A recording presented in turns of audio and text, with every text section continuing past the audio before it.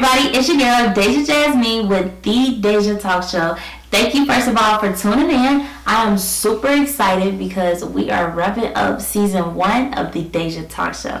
So I've had literally 6 consecutive episodes for Talk Show Tuesdays, and I have had 6 amazing guests. Like, these have been wonderful people. So I just want to go ahead, give you all a recap. I want you all to give me your honest opinions, give any advice. Let me know what you have suggestions for as far as the Spice It Up segment. So we're going to go ahead and roll on in with episode 1 of the Dejea Talk Show with Kira Lowrey.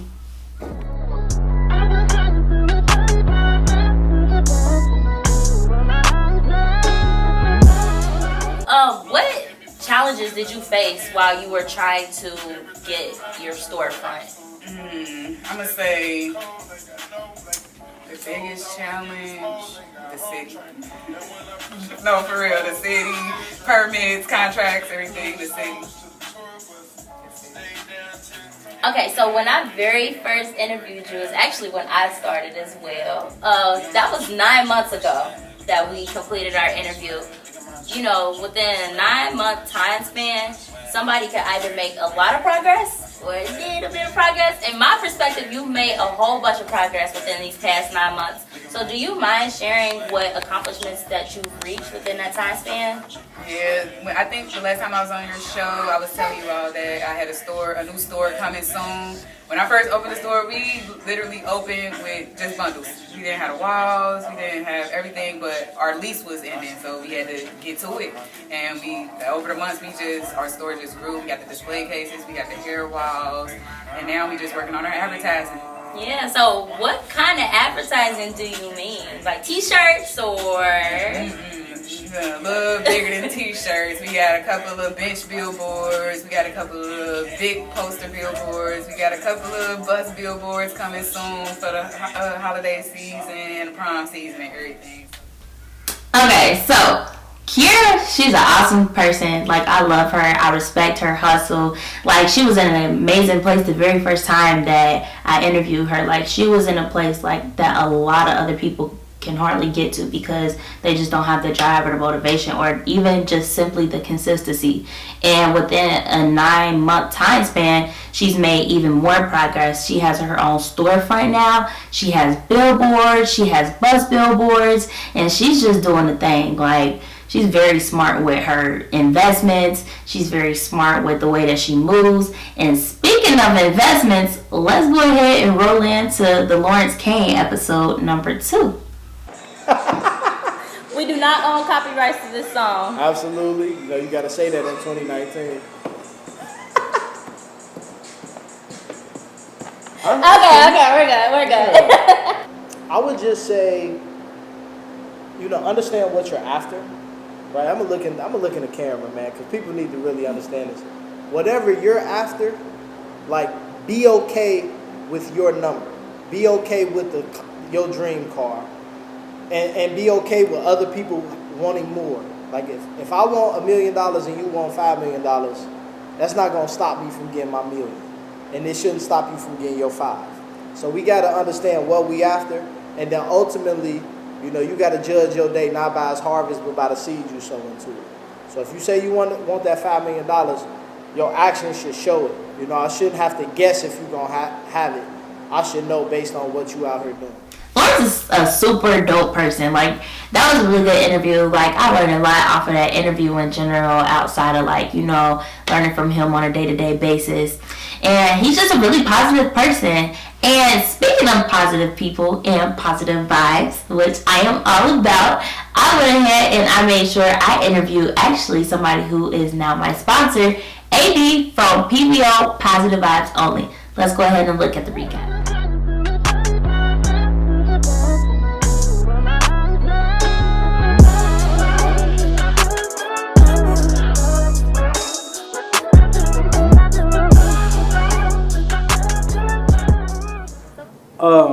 PBO, I came up with it actually, like, I used to always say positive vibes only, positive vibes only. I always thought, you know, I got kids now, so I was just thinking to myself, like, you know, who ain't gonna buy a shirt that says positive vibes only for their kids? You know what I'm saying? Mm-hmm. So, and I was just sitting back one day talking to one of my friends, and I said it, positive vibes only.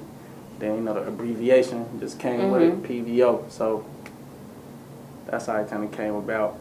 That's super dope. And Sure. everybody know I'm all about positive vibes only, with no spaces in between though, because there's no room for negativity. Not at all. All right, y'all. So it's time to spice things up. Not just a little bit, a lot of it. We are literally spicing things up. We are about to do the hot wing challenge. These are blazing hot wings, some of the hottest wings.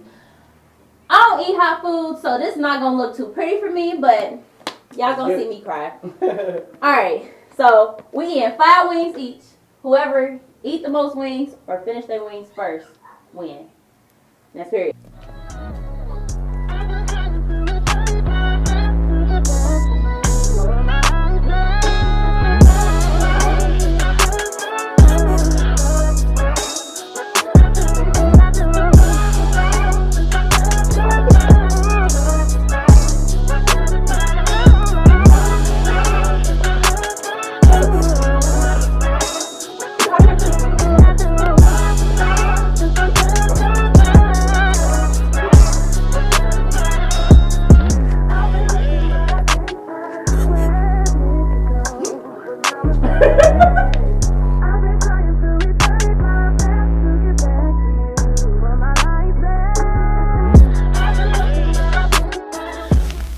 So as you guys see, AD is super sweet.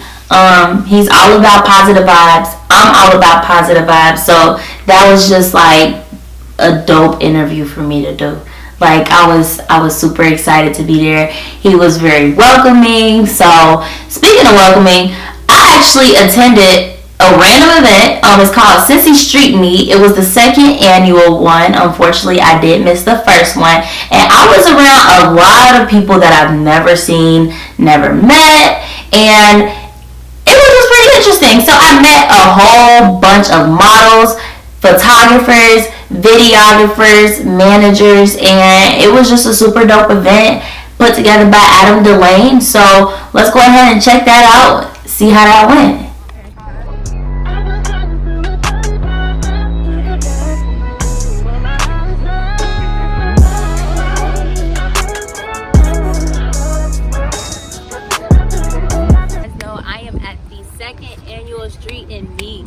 To my right, I actually have the person who put this all together. So do you actually mind introducing yourself and letting them know who you are?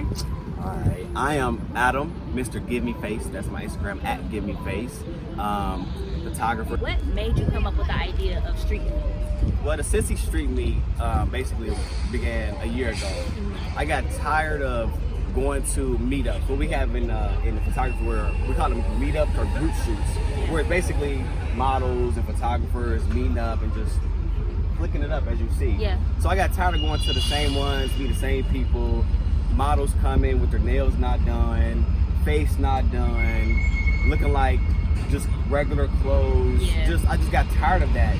Or there be brands like people who own t-shirt companies where they just get their name on their t-shirt and they just come in just to get free pics. And I got tired of going to those, so I'm like, you know what? I'm just gonna create my own thing. Yeah. And behind my thing, the Cincy Street Meet is you have to be creative. I don't know if you recorded some of these people, like they got headpieces, makeup is crazy, outfits are dope. I mean, over the top is where I'm going with this. So I know that was like pretty random for me to go out to that event because it's like, oh, I thought you do Talk Show Tuesdays. So happy to announce I am trying to get out to more events, get more people's events out there, and interview different people that might be at the events, and just kind of spread the word. Speaking of spreading the word, my very next episode had contained the very only DeVoe Sherman. So DeVoe is all about spreading the word on being positive, not bullying people, and breaking generational curses. So let's go ahead, dive into that video, see what he had to talk about.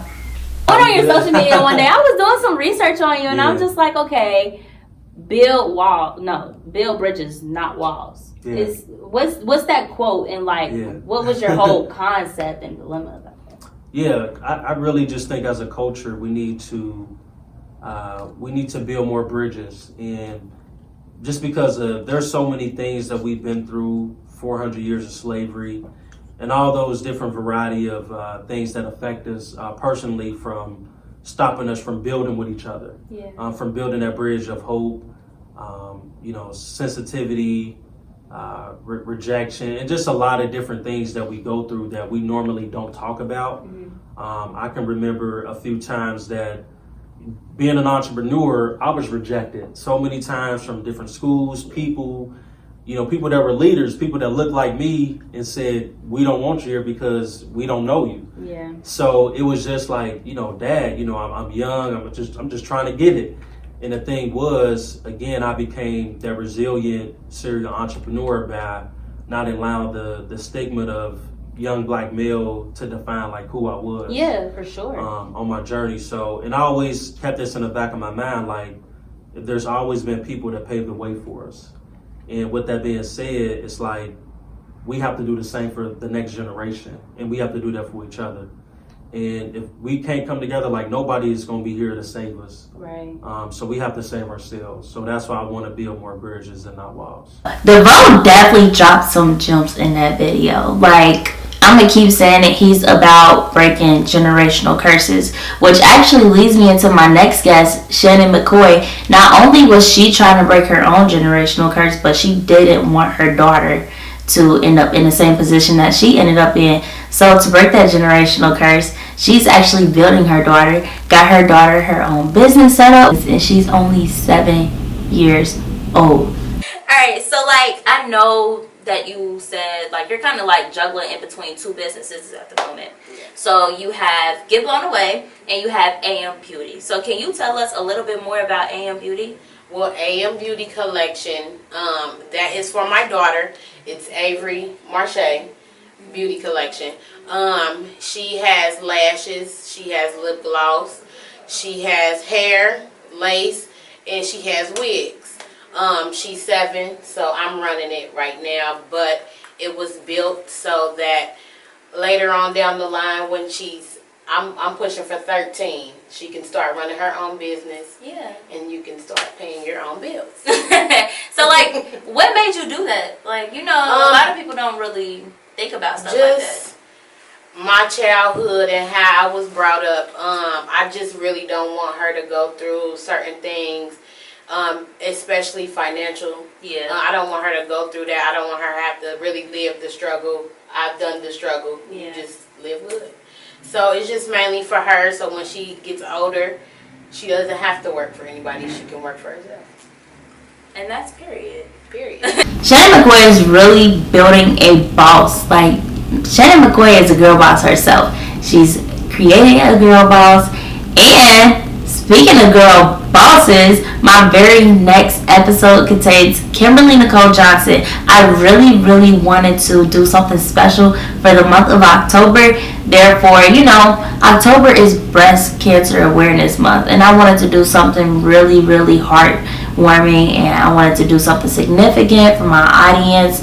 And I'm all about spreading positive vibes. So for anybody that may have been going through breast cancer at the moment, has overcome breast cancer, or even just figured out today that they have breast cancer, have and will be inspired by this video with Kimberly Johnson, because her spirits are just so high, and it will really just make you feel like you're at home and like everything is okay. It will be okay, and keep faith. So let's go ahead and take a look at Kimberly Johnson's episode, which is the final episode of season 1 of the Dejea Talk Show. So the very next day we went to our surgeon, and she said it was stage 2. She said, this is absolutely beatable. You are going to live like you are, but you have to walk this thing out. And so I did 4 rounds of chemo, 4 months of chemo, which is 6 rounds every 3 weeks. I did chemotherapy, and I lost all my hair. And no one knew, like, people who saw us did not know, because I didn't look like whatever it was supposed to look like. Yeah. I'm a stylist, so I wear weaves, so no one was like, oh, she had a wig on or a weave. Yeah. Nothing about me changed as far as on the outside with someone else looking in. Yeah. but everything on the inside of me did change. Chemotherapy was 4 months, and then I did surgery. I had a mastectomy, and then I had 25 rounds of radiation, so 25 days of radiation. And then after that, in 2016, I had reconstruction surgery. So yeah, it's been a journey. So how was it recovering from the reconstruction surgery? I think that was because it was the end. Like that for me, it was like this is the end of it. So the reconstruction surgery is not funny anyway. Yeah. Right, but reconstruction was like this is like the end. And I was telling someone the other day that I had reconstruction surgery in June of 2016, and my husband transitioned in September. And I was like, he didn't even get a chance to even really enjoy my reconstruction.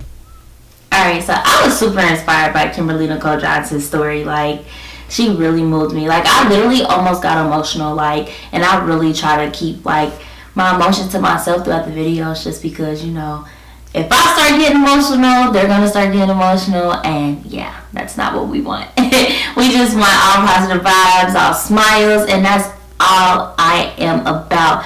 Therefore, if you watch my videos and you watch my episodes and you watched all season 1, I really, really appreciate you. And I just want to say thank you for all of your support.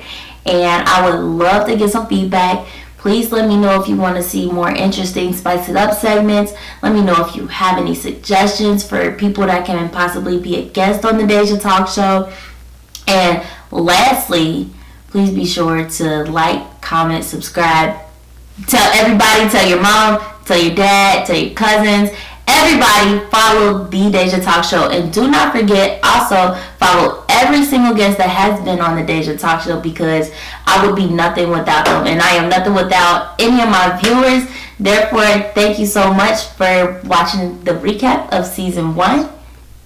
Make sure you guys tune in next week to see the kickoff of Season 2 of The Dejea Talk Show with Talk Show Tuesdays. See you guys next time.